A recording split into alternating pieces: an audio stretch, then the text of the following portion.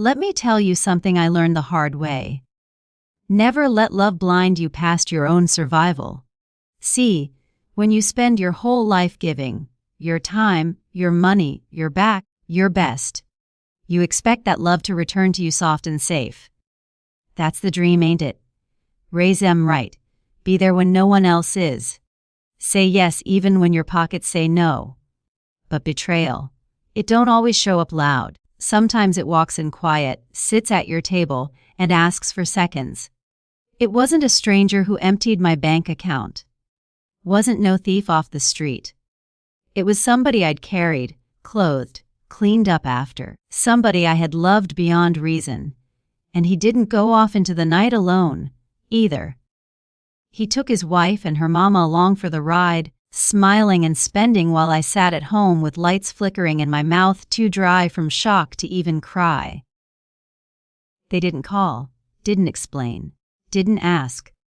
Just disappeared with everything I had worked for. I sat in that silence for a while.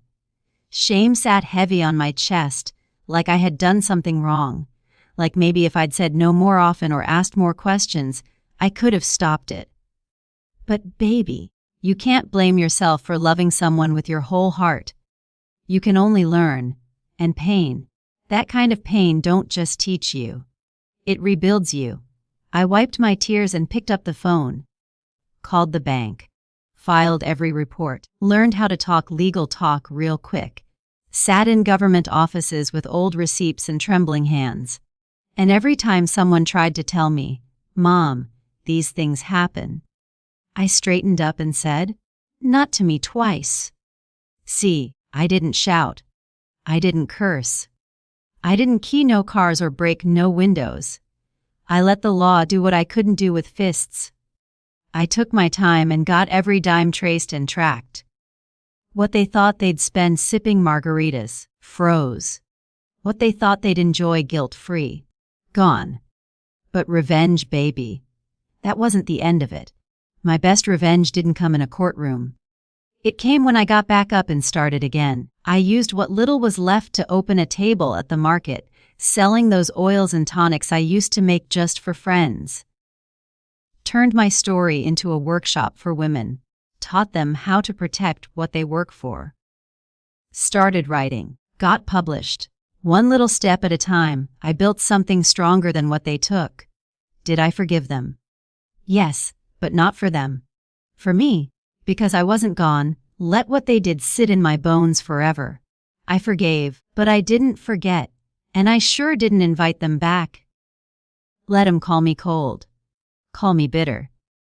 But they'll never call me fool again, because the best revenge, baby, it's a peaceful life, with no room at the table for betrayal. Let me set the table for you, baby.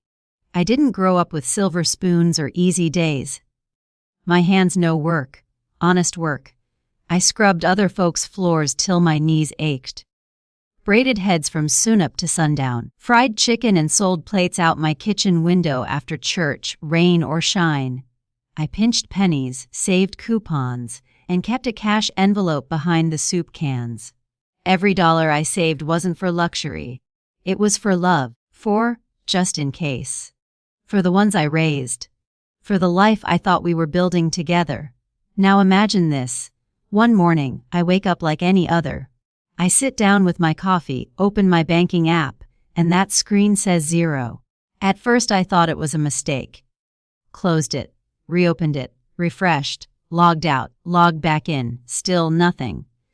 30 years of sweat and sacrifice, gone like it never existed. But the real sting, it wasn't some hacker overseas. No, baby. It was someone I fed from my plate when I didn't have enough for seconds. It was someone who once held my hand crossing the street and now had the nerve to cross me without blinking. And he didn't run off alone either. No, sir. He took his wife and her mama, a trio of betrayal boarding flights I paid for. There was no goodbye, no explanation. No sorry, mama. Just pictures online, tanned legs on beach chairs, plates of seafood, fancy drinks with umbrellas in M. And here I was, sitting at home with bills stacked like dominoes and a heart so heavy I could hardly stand to be awake. See, it ain't just the money. It's the memory of every sacrifice I made, being used like confetti at someone else's party. You ever been robbed and watched the thief celebrate in broad daylight? That's what it felt like. And I'll tell you something I had to learn. Real hard and real fast. Just because they're your blood doesn't mean they won't drain you dry. Family can kiss your cheek and still leave you for dead. They can grow up under your roof and still grow cold toward your pain. That kind of betrayal don't just hurt. It rearranges you. It teaches you that love without boundaries is a setup. That trust without wisdom is a trap.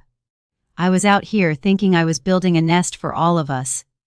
And turns out, I was just lining their suitcase. So if you hear nothing else from Auntie today, hear this: keep your eyes open. Not everyone you feed will feed you back. And keep your finances locked up tighter than your best Sunday wig. Because some folks will smile in your face while planning your fall. And when they do, you better be ready to rise without em. Now don't think I curled up and died. Oh no, baby. I might have been brought low, but I wasn't buried. Yes, I cried. Sat on the edge of my bed and cried till the tears just dried up.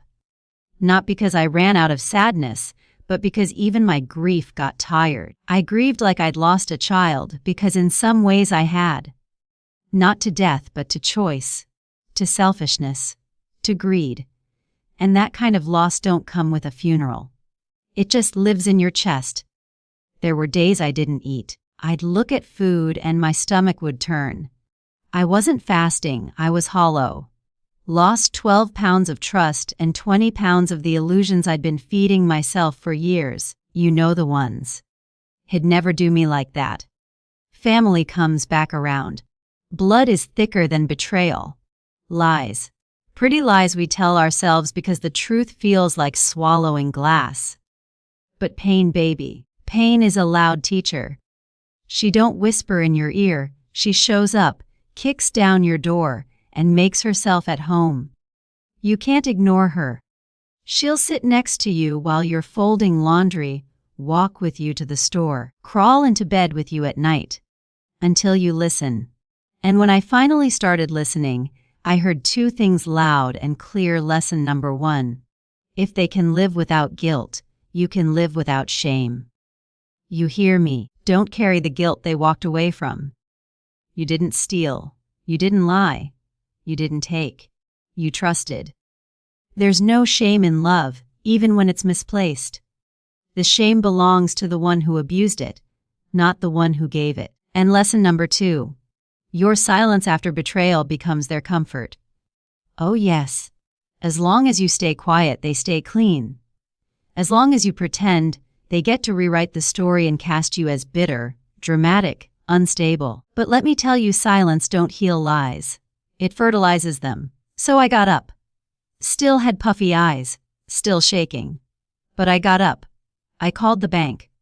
Lord, I didn't even know the right words to use at first. I fumbled through it, sat on hold with my heart pounding. But I kept going. They told me about fraud. I took notes. Wrote it all down. Next I called a lawyer. Didn't matter that I didn't have fancy language. I had truth and a timeline. I opened a folder and started collecting everything. Screenshots, text messages, old receipts, transfer records. I printed statements and marked up every line with a red pen like a teacher grading betrayal. And baby, I turned my pain into paperwork. Every tear became a case number. Every sleepless night became evidence. I wasn't looking for revenge, not the kind people think of when they hear that word. I didn't want to destroy nobody. I just wanted what was mine. I wanted to look in the mirror and know I didn't sit still while my dignity was dragged through the dirt. It took time. Oh, it took time. And patience I didn't know I had. But in that process, something shifted in me. I stopped seeing myself as a victim and started seeing myself as a woman who was getting back up. And every little thing I learned, I held onto like gold. How to lock down my accounts. How to put alerts on my credit. How to report identity theft. How to ask the right questions.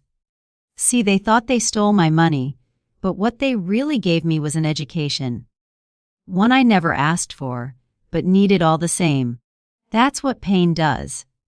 She shows up uninvited, but she don't leave you the same. And if you let her, she'll teach you to stand taller than you ever thought you could. I remember one night, I was sitting at my table. Papers spread everywhere. I hadn't slept, hadn't even changed out of my housecoat. But I looked at that growing pile of documentation and realized I wasn't helpless anymore. I had turned my story into something solid. Something no one could erase or gaslight me about. I had proof. And baby, sometimes just knowing you've got proof is enough to breathe again. So no, I didn't die. I didn't disappear. I didn't roll over and let them call it a loss. I stood up, I spoke up, and I wrote it down. Because pain may holler, but when you listen to her, she'll teach you how to holler right back. Now listen here, baby. I know what you might be thinking.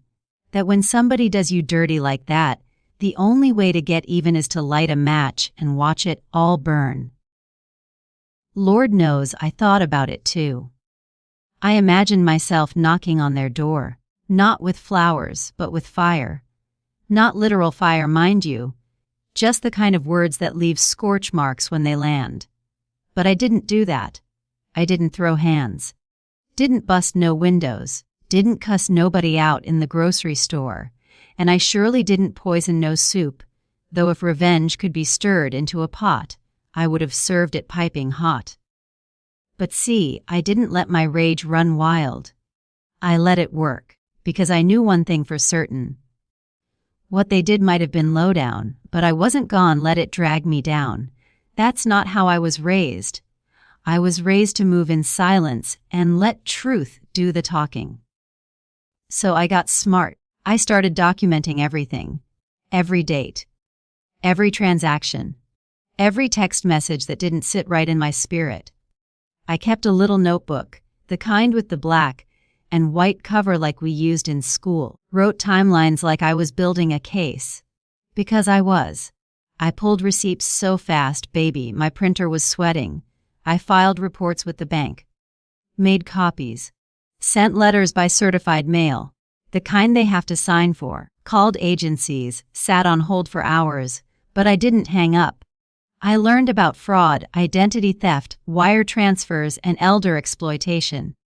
Big words I never thought I'd need, but pain has a way of turning everyday folks into experts overnight. And let me tell you what happened next. What they thought was theirs. All that money they skipped off with, spending like the world was theirs for the taking. It got frozen. Then seized. Then investigated. That lavish little trip of theirs turned real inconvenient, real quick. See, when you build your vacation on someone else's sacrifice, you better pray they don't wake up angry and educated. And baby, the satisfaction didn't come from yelling or fighting.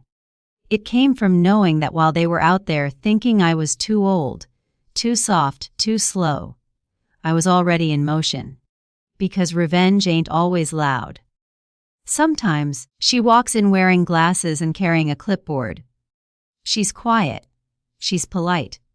She knows the extension numbers by heart, and she waits on hold with patience and purpose. She don't storm into the room. She files the right forms, and the room answers to her. I read somewhere, and I looked it up to be sure. The FBI says elder financial abuse costs seniors over $3 billion a year. $3 billion. And you know who's doing most of the stealing? Folks we know. Folks we loved. Over 60% of the time it's family, blood, and they count on our silence. They count on our shame. They count on us not knowing what to do so they can keep doing it. But let me tell you what else is true. Justice might move slow, but baby, she don't skip steps when you document and persist. Now I ain't saying it was easy. There were nights I cried while stapling papers. Days I questioned if I was doing too much. Or if I even stood a chance. But every time I felt like giving up, I remembered the look in their eyes when they posted those pictures online like I was nobody, like what they did didn't matter, like my sacrifice had an expiration date. That's what kept me going. See, the devil loves a woman who stays silent in her suffering. But God shows up when she starts speaking up, when she stops hoping they'll apologize and starts protecting her future. And wouldn't you know it, little by little, the truth started rolling in like thunder. Slow at first. A phone call here, a letter there. Then, a freeze on a joint account, a flagged passport, a subpoena. Things they never saw coming because they thought I was sleeping. I wasn't sleeping, baby. I was building. And that's what I want you to understand. Revenge ain't about rage.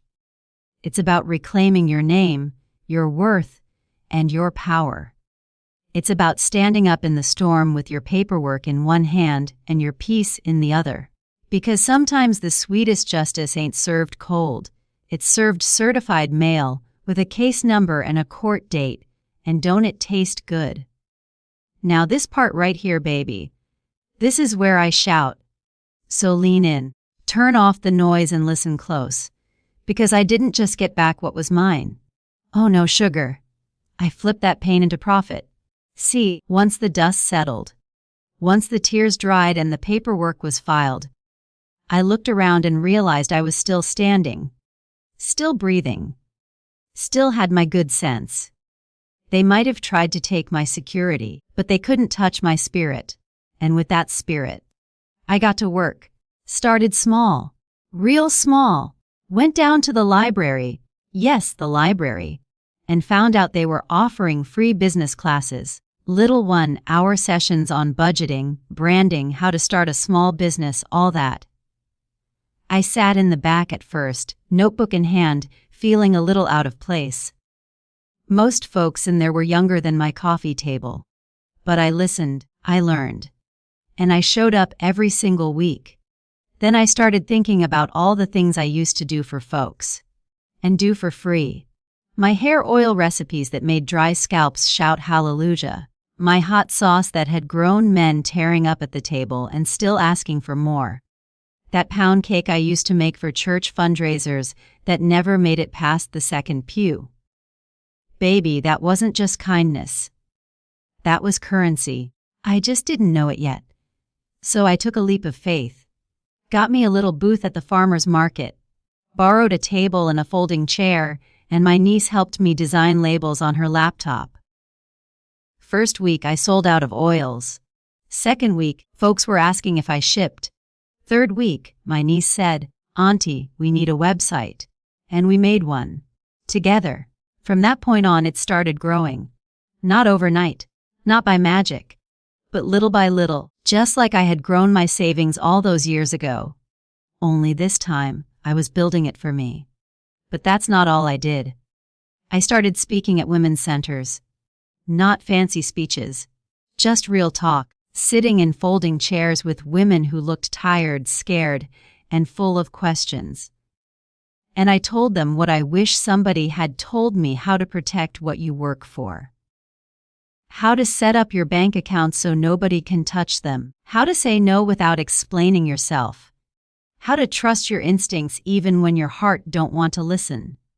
And let me tell you something else, baby. I wrote a book. Yes, I did. Sat at my kitchen table every night and poured my story into pages. Didn't have a publisher, didn't have a team. But I had a voice. And I had a title in my heart that wouldn't let go. I Ain't Bitter, I'm Better, A Widow's Guide to Financial Freedom. That book sold out in 3 months. Churches ordered it for women's ministries. Book clubs picked it up. I even got invited to speak on a local radio show. Can you believe that? All because I turned my wound into wisdom. See, here's the thing nobody tells you when your world falls apart. You don't have to go back to who you were. In fact, you shouldn't. I didn't just rebuild my life. I reinvented it, and I did it unapologetically. Because let me tell you what real revenge looks like. It's not yelling in the street. It's not getting back at them so they hurt like you did. No, baby. Revenge is success without apology. It's waking up in the morning and smiling because you like the woman in the mirror. It's saying no without guilt. It's building something they can't take because they didn't help build it. It's knowing that you turned the ashes into oil and the loss into legacy. So if you're sitting there, hurt and wondering if you'll ever feel whole again, listen to Auntie. You can, and not just whole. Better, stronger, wiser, wealthier in ways that go beyond money. You don't have to stay in survival mode, baby. You can shift into strategy. You can go from being forgotten to being unstoppable. I'm living proof. So no, I'm not bitter. I'm not broken. I'm better. And if I can do it, sitting in my kitchen with nothing but grief and grit, so can you. Now, baby, I know what you're wondering. Did you forgive him, Auntie? And I'll tell you this real slow, because forgiveness ain't a light switch. It's a process, a choice, a gift, but not always to the person who hurt you. I forgave him the moment I no longer needed him to explain. See, I spent so much time replaying everything in my mind, trying to find the moment it all shifted, trying to understand why someone I raised, someone I sacrificed for, someone I loved with my whole heart, could turn around and gut me like that. And with a smile too. But baby, trying to get answers from someone who ain't sorry is like expecting a thief to return for confession. You'll stay broken long after they've moved on. So I stopped rewinding that old tape in my head. I stopped pressing play on a story that already had its ending. And I said to myself, he don't get to narrate my healing. I forgave him when I realized he didn't break me. No, baby. He broke the version of me that was too soft, too blind, too busy giving the benefit of the doubt to people who were showing me their truth all along. That version of me, she needed to go. She needed to sit down so I could rise up. I forgave him, not because he earned it, and not because he asked. He never asked. But because I needed peace more than I needed payback. Carrying all that hurt around was like dragging chains through every room I walked into. And I was tired. Woo, baby, I was tired. But now hear me when I say this: just because I forgave him doesn't mean I let him back in. No, ma'am. Forgiveness is free, but access is earned. Letting him back in would have meant handing him the keys to the same house he burned down. And I'm not rebuilding just to let the fire walk back through the door. See, we get told that forgiveness means restoring the relationship. That being the bigger person means acting like it never happened. But that's a lie dressed up in church clothes. You can forgive someone and still keep the door closed. You can release the hate and still remember the lesson. I forgave him, but I changed my locks. I forgave him, but I don't take his calls. I forgave him, but I pray for him from far away. And baby, let me tell you something I learned in that space. The space between forgiveness and distance. Healing happens in boundaries. It happens in the no's, in the silence, in the unreturned messages. It happens when you stop bleeding for people who didn't bring you bandages. When you stop begging them to see the damage and just go ahead and repair yourself. One of the most powerful things I ever did for myself was look in the mirror and say, you don't need their apology to be whole. You don't need closure from someone who never gave you clarity. You don't need a sorry to start over. You are not waiting anymore. Now, I won't lie to you. Some days, the sadness still taps on my shoulder.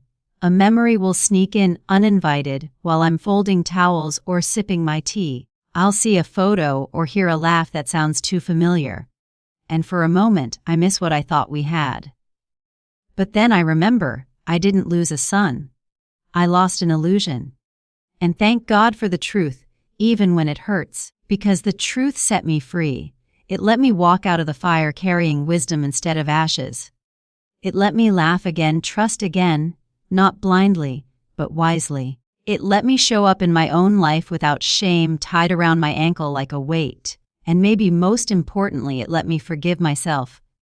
Yes, baby, I forgave me. For not seeing the signs. For loving too long. For trying too hard to fix what wasn't mine to heal. And when I did that, woo, it felt like exhaling for the first time in years. So no, I don't carry bitterness in my bones. I carry boundaries. I carry peace. I carry lessons wrapped in love and tied with hard-earned grace. Because forgiveness wasn't about letting him off the hook. It was about taking me off the cross and choosing to live, not in pain, not in revenge, but in power. Now, baby, before I let you go, I want you to hold on to this. Like your grandma's old quilt, the kind stitched with love and hard times. I'm not just telling you this for entertainment. I'm telling you this as a warning dressed in wisdom. Don't let love blind your logic. I know that sounds harsh. I know we're raised to believe love should be unconditional, endless, free, flowing like a river. And yes, love is a beautiful thing when it's healthy. But don't let your heart write checks that your soul can't cash. Don't let love talk over your common sense. Don't confuse loyalty with self-neglect. Because people, even the ones you raised, even the ones you sleep next to, even the ones who call you mama or sweetheart, people will look you in the eye and still take what don't belong to them. So keep your heart open, yes. But keep your eyes open too. Don't give what you can't afford to lose, emotionally or financially. I'm talking about time, money, peace of mind, energy, all of it. Because when folks come with empty hands and full expectations, they will gladly take your last, and then look confused when you ask for something back. Love is a gift, but it's not a blank check. Keep one eye on your heart and the other on your statements. Check your bank accounts like you check the weather. Read your contracts like you read your devotionals. Ask questions even when it feels uncomfortable. And if they roll their eyes or say you don't trust them, baby, take that as your answer. Because folks with nothing to hide don't mind being seen. Now let me tell you something real, and I hope it sits with you. When they take from you, and sometimes they will, you take it back. Not with screaming, not with scratching, not with public scenes and broken dishes. You take it back with grace, with grit, and yes, with a lawyer if you have to. Because silence does not protect you. Documentation does, and if they say you're bitter, smile and let them talk. If they say you've changed, tell them, thank you, I worked hard for that. Because baby, I'd rather be called cold than be called fool twice. I'd rather be alone at peace than surrounded and deceived. And I'd rather have a small circle of truth than a house full of pretty lies. You hear me? Let them call you whatever they need to make themselves feel better. That ain't your business. Your business is protecting your peace, guarding your future, loving smart, building strong. And let me tell you, the best revenge, it's not loud, it's not petty, it don't come with fireworks or courtroom drama. No, baby. The best revenge is a life so protected, so peaceful, and so prosperous, they can't sit at your table, and they know it. Not because you're cruel, but because you grew. Not because you're punishing them, but because you're protecting yourself. You become a version of yourself they can no longer manipulate. You become a woman whose boundaries are respected, not crossed. You become someone who chooses herself without guilt. And that, my love, is what they never saw coming. So walk tall, smile soft, and carry the wisdom like an heirloom. Passing it on to every woman who needs to hear that it's okay to change the locks, close the door, and still pray for the folks on the other side. Not bitter. Just better. And oh, so much wiser.